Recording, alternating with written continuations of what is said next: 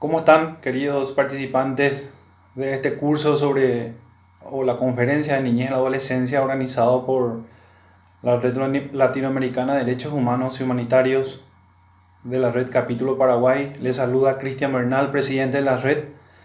Agradezco mucho la participación de todos, en especial del coordinador, doctor Camilo Cantero, del doctor Juan Marcelino González, de las autoridades, del presidente de la Red Latinoamericana por confiar en nosotros en realizar este evento, el profesor Dr. Edgar Ludwar, también del profesor Andrés Briceño y todas las autoridades.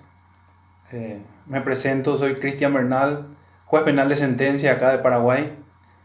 Una vez más agradecido por la oportunidad de poder compartir con ustedes y tocar esta parte del curso, del evento, de mi tema que se llama violencia de género o violencia doméstica y sus consecuencias psicológicas o la desarmonía familiar al desarrollo de los hijos. Como ustedes saben, la violencia doméstica o la violencia de género genera un problema entre el agresor y la mujer. Y lógico, cuando hay hijos de por medio, esta situación se vuelca hacia ellos y psicológicamente ellos sufren algún tipo de mal o algún tipo de afectación en su desarrollo psíquico desde la infancia. Eso está demostrado médica y psicológicamente. Normalmente en mi país, en el Paraguay, cuando existe un tipo penal de violencia de género o feminicidio y hay hijos de por medio, va acompañado de una investigación también contra maltrato físico y psíquico del niño, porque son los que presencian, los que ven ese hecho y lógicamente tienen un padrón dentro del cual ellos se van desarrollando y creciendo y quieren replicar ese padrón. Justamente me llama siempre la atención en los casos que me ocupo actuar que pude leer también y compartir experiencia en otros países, en los congresos donde la red está presente, de que son situaciones o casos de que no son comunes solamente acá en mi país, sino también en otros países. Entonces, por eso me llamó la atención y quería compartir este pequeño momento de reflexión sobre estos temas. Existe un conflicto familiar, lógicamente matrimonial, y en ese nivel los niños o las niñas o los hijos, las hijas, cuando hablamos de hijos e hijas, hablamos que pueden ser parejas normales de matrimonio, pueden ser hijos de una de las parejas, pueden ser hijos de la otra pareja.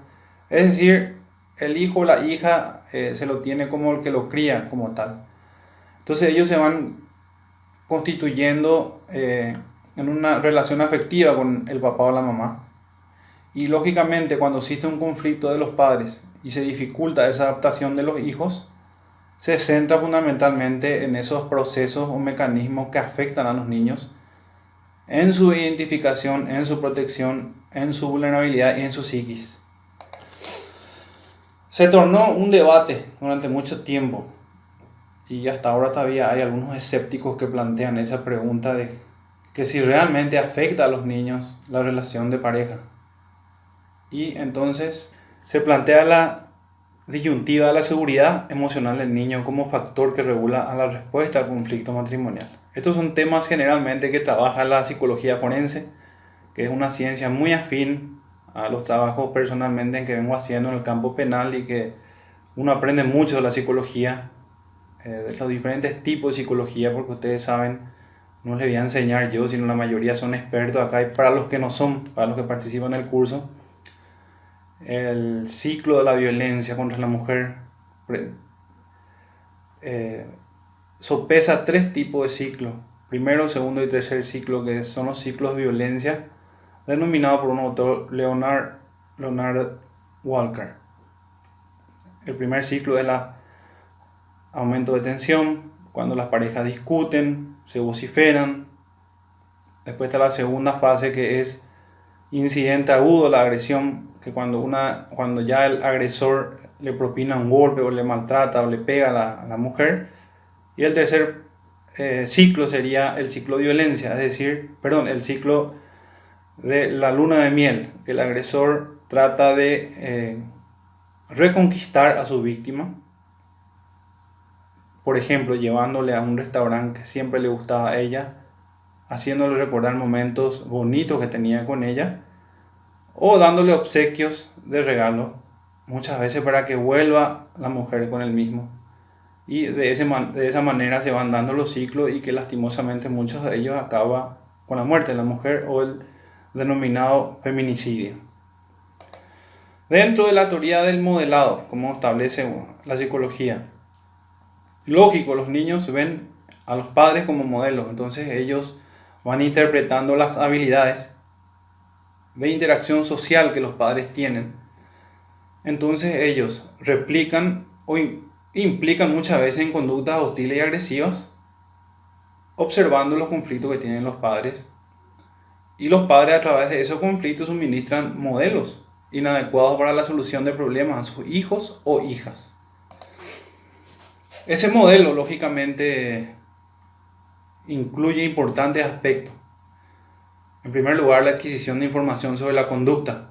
Si los padres se muestran hostiles y agresivos durante los conflictos, lógicamente el niño o la niña va a tener esa respuesta en el momento de resolver las desavenencias o conflictos que tengan. Aunque cada uno de acuerdo a la edad que posee, porque pueden ser infantos, niños, niñas y adolescentes. Entonces, ese modelo tiene que ver mucho con el efecto desinhibido en la conducta. ¿Por qué? Porque el niño o la niña acepta esa agresión como algo aceptable. Los niños especialmente, los de mayor tendencia a ser agresivos. Entonces desarrollan un comportamiento negativo ante esa respuesta emotiva de los padres. Y tienen mecanismos de comportamiento diferentes cada uno. Y cada uno o cada una aborda esos tipos de modelos o comportamientos, cada uno de acuerdo a su psicología. Es decir, se va adaptando interpersonalmente. La teoría del modelo, como estamos hablando acá, permite explicar algunos de los resultados obtenidos de algunas investigaciones que se hicieron. Por ejemplo, el hecho de los problemas de conducta en niños que se relacionen directamente con los conflictos parentales manifiestos, con la falta de satisfacción matrimonial. Cuando hablamos de las faltas de satisfacción matrimonial, queremos hablar no de satisfacción matrimonial entre parejas, sino de satisfacción matrimonial afectiva de padres hacia hijos. Porque el niño ve las peleas de los padres, las vociferaciones, los golpes, y entonces empieza a moldear su conducta de acuerdo a lo que ocurre. El aprendizaje observacional, ustedes saben que no es nada nuevo, que todos somos seres que aprendemos mirando desde chico, y la conducta del niño se va forjando de acuerdo a eso. Simplemente por la oportunidad que tienen ellos de mirar, y muchas veces de mirar y no hablar, porque hay niños pequeños, pónganles niños de 2, 3, 4, 5 años, a veces no pueden expresarse y entonces van sufriendo esos conflictos internos que le provocan ciertos cambios en su conducta que pueden reflejar en la escuela, pueden reflejar también en la familia o posteriormente pueden reflejar en la adolescencia o también cuando son mayores, porque recuerden que todo lo que nosotros absorbemos dentro de la infancia o dentro de tu primera infancia es lo que refleja tu conducta, cómo sos, y los trastornos y las conductas posteriores son consecuencias de eso. Hay un proceso de triangulación, una hipótesis de transferencia, ellos manejan algunos psicólogos. ¿Por qué? Y porque existen ese conflicto entre papá y mamá, padres e hijos, debido a que, lógicamente, la agresión entre ambos adultos llevan a enfrentamiento y se producen en la relación con los hijos. Los estudios indican que en un alto nivel de agresión entre cónyuges suele asociarse a unos altos niveles de agresión de los hijos por parte de ambos progenitores. ¿Qué quiere decir eso? Los hijos o las hijas reflejan eso en la escuela, en su conducta social, y esos conflictos son repetidos otra vez posteriormente por ellos, si tienen hermanos, si tienen primos. Entonces ese conflicto, esos desórdenes crean confusión en ellos y le provocan esa reacción. Esa triangulación también se suele dar mucho en los ciclos matrimoniales. Los niños se ven atrapados en esa triangulación y esa triangulación se da dentro de la familia, dentro de un estrés postraumático que ellos también tienen, que la mujer agresora tiene normalmente, está explicado por la psicología forense, y los niños también tienen ese estrés. Entonces, ¿qué ocurre con los padres? Normalmente dentro de una disputa, cuando hay una violencia de género o violencia doméstica, empiezan a utilizar al niño o la niña como botín de guerra dentro de diferentes áreas y también el área jurisdiccional. Porque necesita identificarse el niño o la niña con el papá o la mamá y muchas veces ellos no pueden hacerse sentir por el estado emocional que tienen, y ahí son donde los padres agresores muchas veces utilizan eso para comprarlos, para convencerlos psicológicamente o darle otro tipo de incentivo para que estén con ellos. Los niños pueden también ser objetivo de cólera dentro de la agresión de los padres. ¿Y por qué? Y porque muchas veces una mujer agredida tiene que poder reprimir esa agresión y muchas veces lo hace en contra de los hijos. Entonces puede verse inmerso también por esa situación los hijos o las hijas que son golpeados muchas veces, aparte de la ansiedad, la tristeza y los indefensos que son, muchas veces no entienden la conducta de la mamá o el papá, muchas veces que son coléricos y vienen, digamos en términos o lenguaje común, a rematar por los hijos, y donde hay varias causas ya abiertas, donde muchas madres también lastimosamente por el estrés postraumático que ellas tienen y no poder salir de esa situación, repercute en la violencia psicológica o la violencia física contra sus hijos o hijas durante esos conflictos parentales. Por eso hablamos de una triangulación y una imposibilidad muchas veces del niño o la niña de salir de esa situación.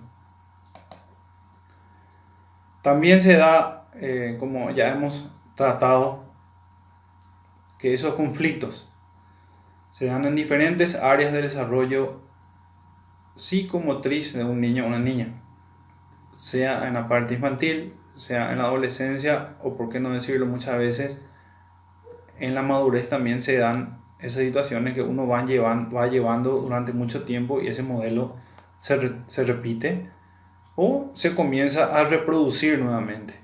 Ahí se tiene la teoría de por qué se hace un estudio psicológico o un estudio psiquiátrico de un agresor o psicosocial y se ve sus antecedentes, y siempre existe que fue su padre o su abuelo o alguien fue agresor en su casa o él percibió eso. Entonces él trata de repetir esa conducta, trata de repetir ese modelo, y es ahí donde entra la psicología a funcionar y a explicar estas situaciones que se dan dentro de esa interacción social y familiar de los hijos con respecto a los padres. También esta